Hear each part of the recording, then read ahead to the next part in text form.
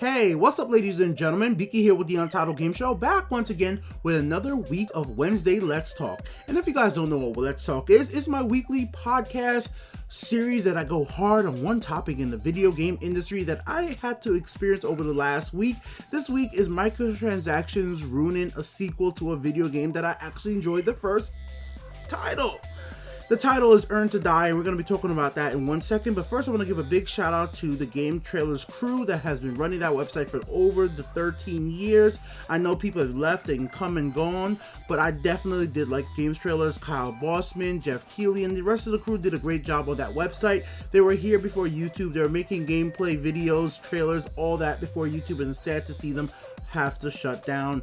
It's just the way things are going. They have a lot of competition out there with even us as small YouTubers. We're giving Game Trailers some competition for these views. We just are.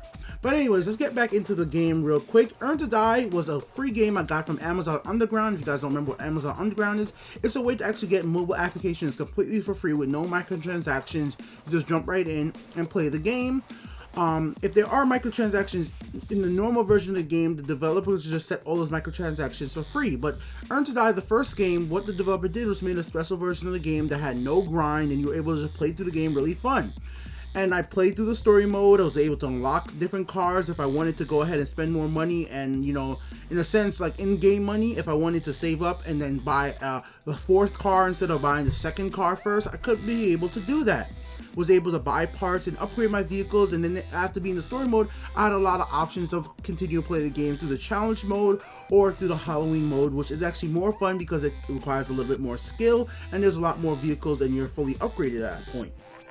Now here, after playing through this game for a few days, I finally decided to say, hey, it keeps telling me download Earn to Die 2. And I was like, you know what, whatever. If this game costs 99 cents, $2 for the normal version of the game, either through the Play Store or Amazon Store, I'm like, you know what, I like the first game enough that I'm willing to give this developer some money and buy the full game. But here we ran into the problem where the second game uses microtransactions, and in microtransactions in the worst way possible. It is basically a grind fest. Where the first game had a nice little flow to it where, you know, you played the level about 3 times until you gain enough level till you get enough money to buy gas, tires, weapons, so you could upgrade your vehicle so you could kill more zombies, so you could get a little bit faster. And then you went from there. Then you unlock the next vehicle on the line if you have enough money saved up. In this version of the game, you cannot unlock vehicles early because they don't want you to unlock the vehicles until you actually go ahead and complete the level. And I think that's kind of bullshit because in the first game, if you were willing to put in enough time or energy, like, you know, skill, you know, you could unlock something ahead of time if you wanted to. But in this version of the game, it takes so long to unlock everything, it's unfreaking believable. And then the whole entire microtransaction system where they're actually encouraging you to watch videos to get money if you don't want to spend cash yourself to buy the in-game currency, which I'm not against games doing this. If you want me to watch a video to get in-game currency, you know, a little 30-second ad for Mobile Strike or whatever, Game of War or whatever mobile game it might be, I'm okay with that. But if you're gonna make me watch that 30-second ad, you might as well give me some real amount of money. Like, I've watched the ad and the ad won't even give enough money to allow me to even buy one upgrade, which doesn't even make sense to me. Then what the heck was the point of me getting these extra so-called free points for watching your ad, which the company's getting paid for? Well, it looks like in the end it's all about the cashola, because the company took away what was so essential to the first game that made it fun. The ability to actually upgrade your vehicle and then move on to another stage and see harder zombies, bigger maps, more obstacles in your way. It's a very simple concept of a game, and I don't understand how they just messed up what they did so well in the first game. Flow is a hard thing to explain when I'm talking about it, but it's something you really do feel while you're playing the game. In the first game, you might have to replay a section of the game maybe 3 times. In this new version of the game, you have to play through that same section 10 times, which each section taking 2 to 3 minutes to complete. You could do the math. That adds up to what feels like a grind. You shouldn't be so much more times you have to play through the same area to get an unlock that actually feels like it's doing something. And the problem is some of the unlocks actually feel like they do absolutely nothing. The armor upgrades feel like they do absolutely nothing for your vehicle. In the first game, one of the best upgrades you could possibly get was tires. Upgrading your tires to the max level actually made it feel like you got more grip. You were able to move around the terrain much more quickly. In the new game, it doesn't feel like that. It feels like they just have it take longer to upgrade everything else, and the upgrades actually do less, making the game just that much less fun. And the problem is, this game is just so simple, and gamers like me and many of the people who wanted to check the actual app reviews for this game, which I was surprised that people actually agree with me, they said the same thing. It just has become a grind fest. The first game wasn't like that, but they implemented this microtransaction system and they turned it into a grind fest so they could potentially make more money from the people who enjoyed the first game, just being too dumb to realize it. But I do realize it, and I'm not going to support that, so I'm gonna delete this game. In the sense, they're still gonna get money from me because I'm still gonna play the first version of the game, and like I said, the more I play through that, they have extra modes, they're gonna make money. I want to support the developer in the sense that I like what they did with the first game, and the more I play it with Amazon Underground, the more they get paid anyway. So I'm gonna be playing the game going forward, play the challenge mode, the Halloween mode, because those modes are actually fun. I can't even play those extra modes in the second game because you don't unlock those modes until you beat the story mode. And if it's taking so long to even get through one level in the main mode of the freaking second game, then how the heck am I ever gonna get to the point that I can unlock those cool secondary modes in the second game? It's so annoying. I hate to see a game that's a mobile title that doesn't really feel like it doesn't run well. It has okay music. It's generally a simple concept that is enjoyable, be ruined by microtransactions. Like, not all games need a microtransaction system. You were able to make money with the Amazon Underground way of doing it the first time, so why didn't you stick with that? You have the option to go ahead and sell the game for 99 cents to $5. Like, I had such a good experience with the first game, just as a little time waster, that I was willing to give you money up front, and many of the other people in the review section on Google Play and on Amazon App Store were expecting the game to just cost money. We give the developer some money, and then that would be that. I just don't understand how the developers could justify letting microtransactions ruin the way their game is made. It literally ruined the experience for me.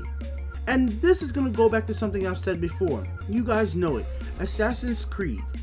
The recent Assassin's Creed Syndicate was ruined to me because of microtransactions. I got to the point where I felt like, man, I should just buy these so I can unlock some of this stuff early, faster, because it's just taking too long to get through the stuff I want.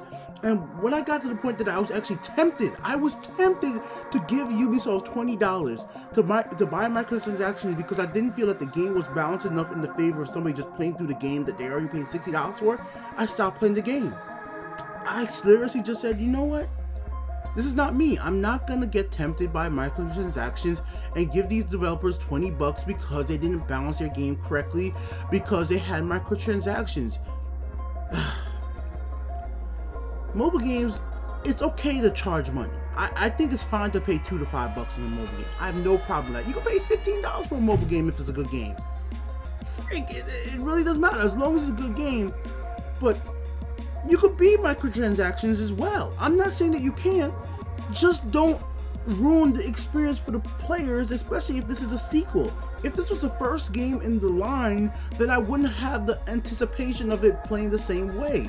How do you have the first game be a nice flow, non-grindy game when the second game comes out? It's so grindy, it's so limited. It has all these stupid freaking microtransactions that you feel like you have to buy if you want to actually excel in the game. It's so annoying to see good games ruined by this mechanic.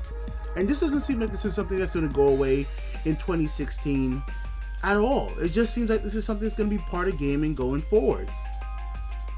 And I don't know, man. I don't know if this is going to start being a bigger issue for me. It's going to be harder for me to find mobile games I actually like that don't have these type of microtransactions. And I have friends that play the Game of Wars, play the Clash of Clans, and they said that they spent stupid amounts of money in those games. And I'm just trying to not be those type of gamers. Those are not the type of gamer.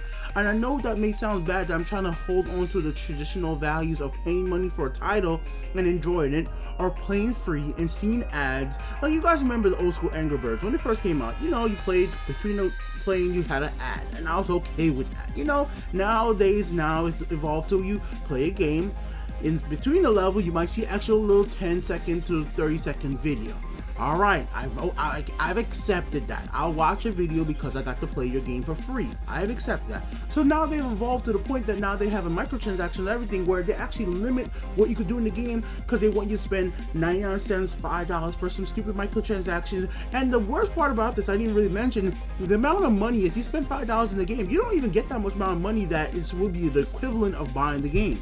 You would have to buy multiple $5 bundles to ever even get all the upgrades or all the vehicles you want to upgrade all the way in the game. So I've seen games do this before, which I do respect. This is why I played things like Dig Fenders, and I was tempted to spend money, but I wanted to see if I could beat the game without actually spending any cash. But I did support the developers through their ad system, which played videos, or you could go ahead and just click on the ad in the freaking, thing. What this game does is that if you paid $5, you're not going to be able to upgrade and get everything unlocked. What certain other games do, like Dig Vendors and so on and so forth, if you went ahead and bought some of their microtransactions at the top tier, maybe the $5, $10, it will be the equivalent if the app was actually on sale in the App Store.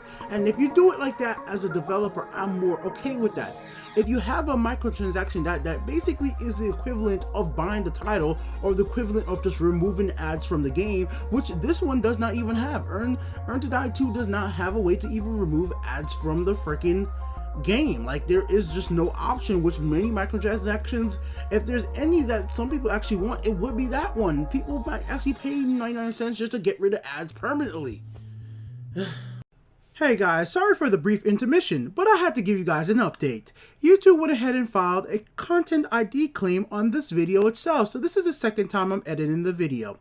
Yes, us as YouTubers have to deal with these issues, and I'd like to share these problems with you guys as subscribers. This is why it's taken so long for this video to go up, and this is why now, for the rest of the video, instead of showing you gameplay and the things I edited together for this video that took hours, I'm gonna show the YouTube sad face, because that's what YouTube's all about these days, making us the creators sad to not be able to bring our opinion, our content, our fair use to you guys because other people abuse the content ID system. Thank you, YouTube, for making our creators' lives hard, which makes you guys, the viewers, lives hard, not being able to enjoy our content in a timely manner. I hope you guys are really willing to support my channel, because this is the stuff that we as creators actually deal with right here. This is what affects our channel. This is bullshit. Anyways, back to the scheduled video with the sad face.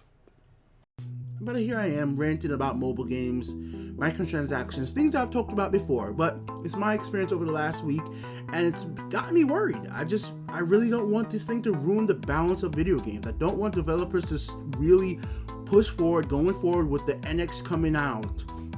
PlayStation VR, Oculus Rift, those are the next upcoming, the HTC Vive. Those are the next platform for video games.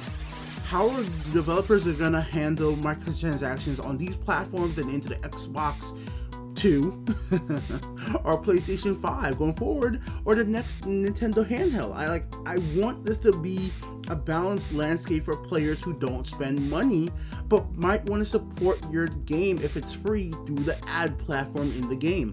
Is just ads not paying enough money anymore for these developers? I mean, the guy who made Flappy Bird made so much money just on the ads. So it doesn't seem like ads have stopped being valuable on mobile games, because Flappy Bird dude got made so much damn money.